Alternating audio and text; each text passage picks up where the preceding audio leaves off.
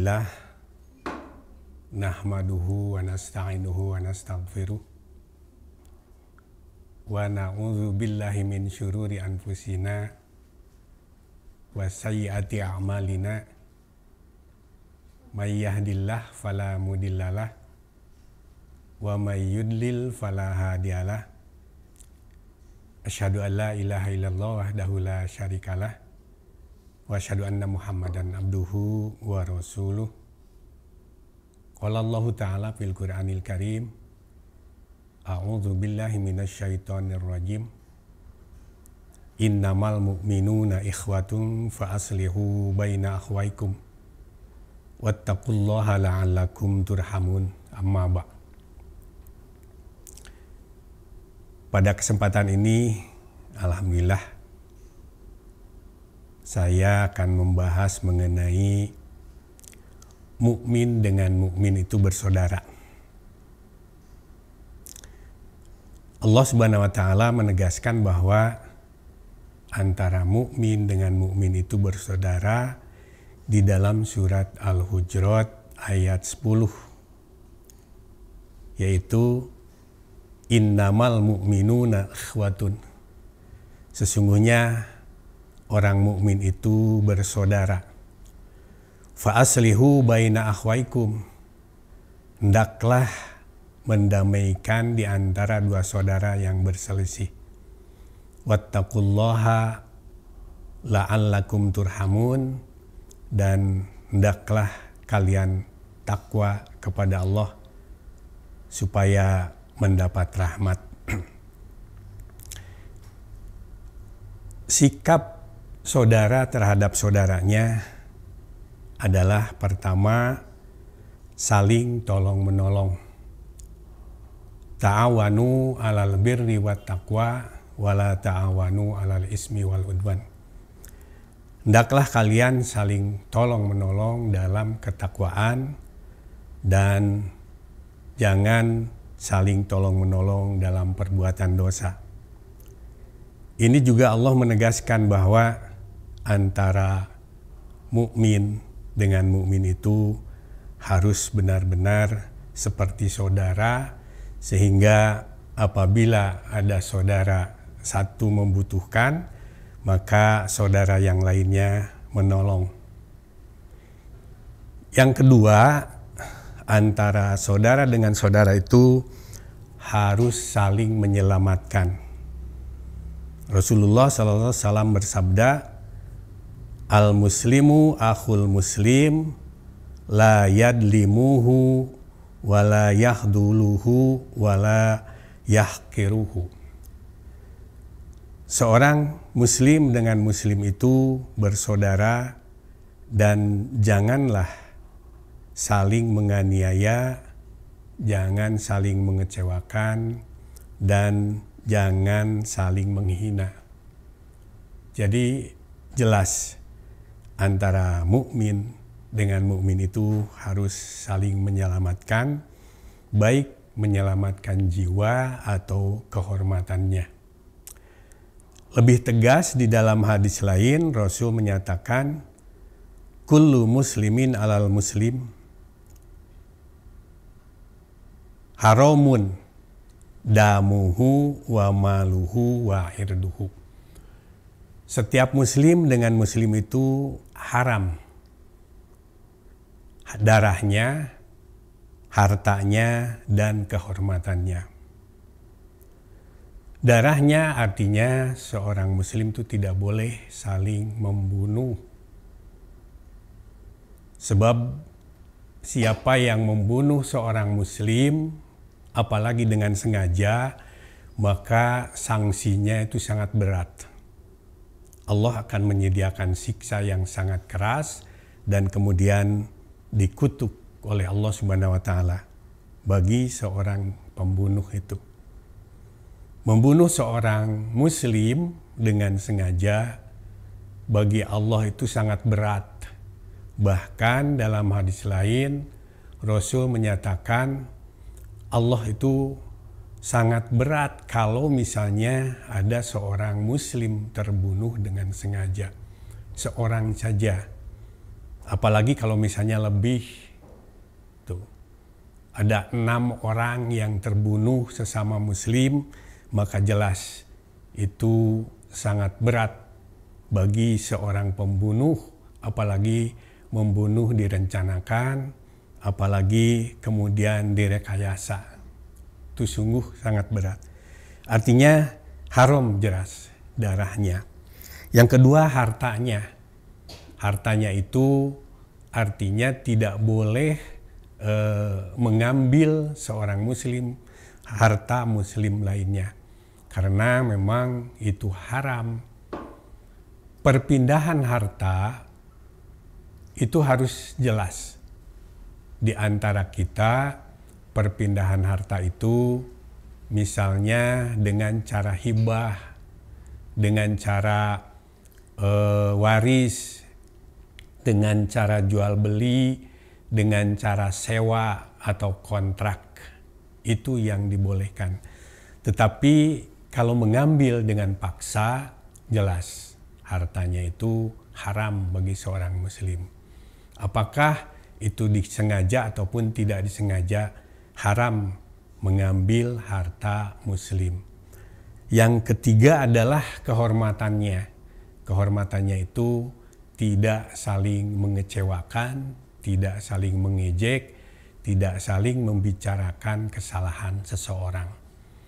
Alangkah baiknya seorang muslim menutupi aib muslim lainnya.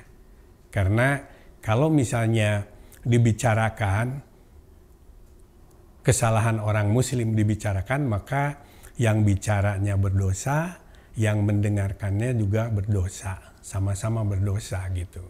Itu di dalam Al-Quran jelas ada ancaman dari Allah Subhanahu wa Ta'ala, yaitu kecelakaan bagi orang yang mencela. Artinya menceritakan kejelekan orang lain. Nah, itu jelas sangat dilarang di dalam Islam itu. Oleh karena itu muslim dengan muslim itu diibaratkan sebuah diri atau sebuah jiwa.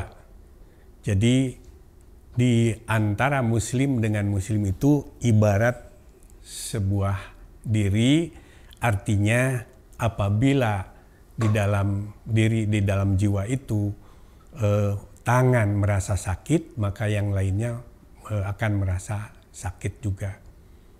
Kemudian juga kaki akan merasa sakit, yang lainnya juga merasa sakit. Jadi jelas di sini muslim dengan muslim itu tidak boleh saling menghinakan atau harus menjaga kehormatannya. Selanjutnya, muslim dengan muslim itu harus menampakkan wajah yang berseri-seri. Innakum latasa'unan nasa bi amwalikum walakin liyasa'una minkum bastul wajhi wa husnul khuluq. Sesungguhnya kamu tidak akan bisa mempengaruhi manusia dengan harta kamu, tetapi yang akan mempengaruhi mereka itu adalah dengan wajah yang berseri-seri dan baik akhlak. Jadi di sini jelas kalau kita memiliki harta banyak, kemudian untuk mempengaruhi orang-orang supaya bersimpati kepada kita, jelas tidak akan bisa. Tetapi justru dengan wajah yang berseri-seri, dengan akhlak yang baik, yang senantiasa diberikan kepada mereka, itulah yang akan mendapat pengaruh dari orang-orang kepada kita sekalian. Di dalam hadis juga disebutkan bahwa kebaikan itu adalah sodakoh gitu. Jadi kalau kita berbuat baik kepada orang, sekalipun bukan dengan harta, hanya dengan wajah berseri-seri, itu sudah termasuk sodakoh. Dan inilah barangkali yang akan mempengaruhi orang-orang bersimpati kepada kita sekalian. Yang selanjutnya adalah senantiasa berbaik dengan tetangga.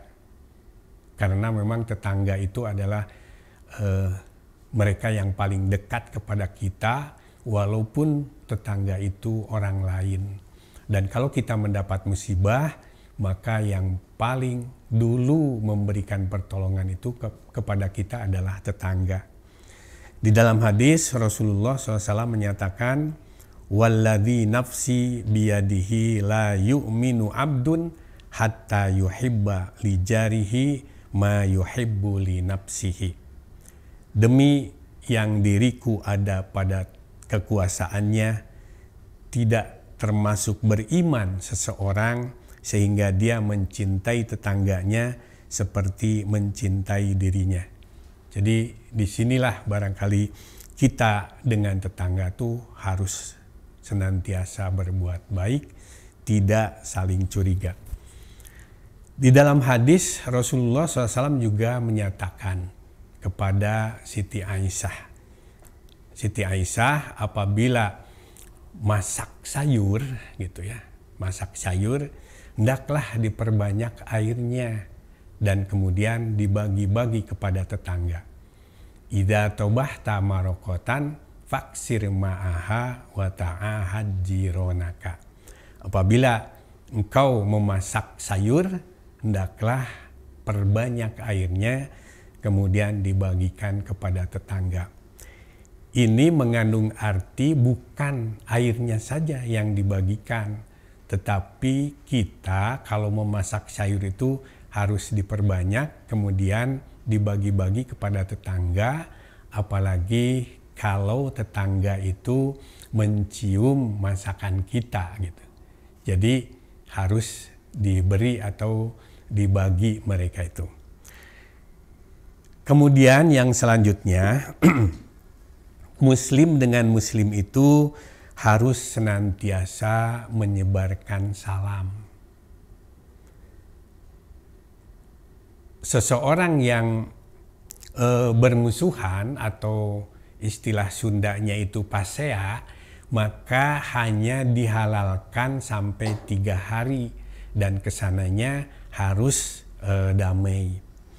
La yahillu li muslimin ayyahjuro akhahu fauqa salasi layalin yaltaqiyani fayuridu hada wa yuridu hada.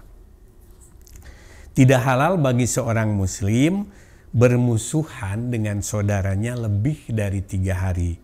Kemudian keduanya bertemu, yang satu malengos, yang satu lagi juga sama malengos.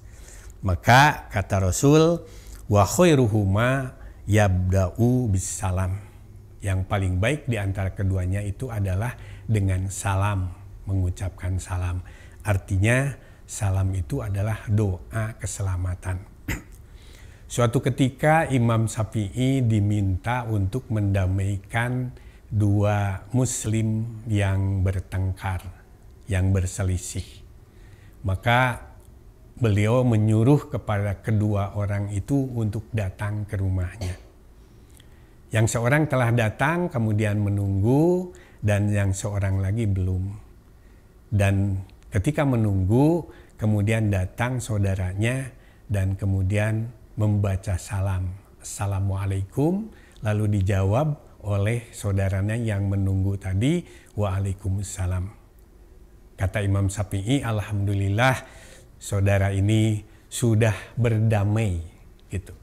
Sudah berdamai karena memang keduanya sudah mengucapkan salam.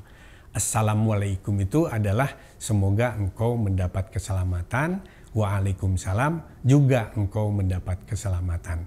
Nah, ini barangkali cara mendamaikan di antara 2 saudara itu dengan salam. Barangkali itu saja yang bisa disampaikan pada kesempatan ini. Mudah-mudahan bermanfaat. Alhamdulillah. Wassalamualaikum warahmatullahi wabarakatuh.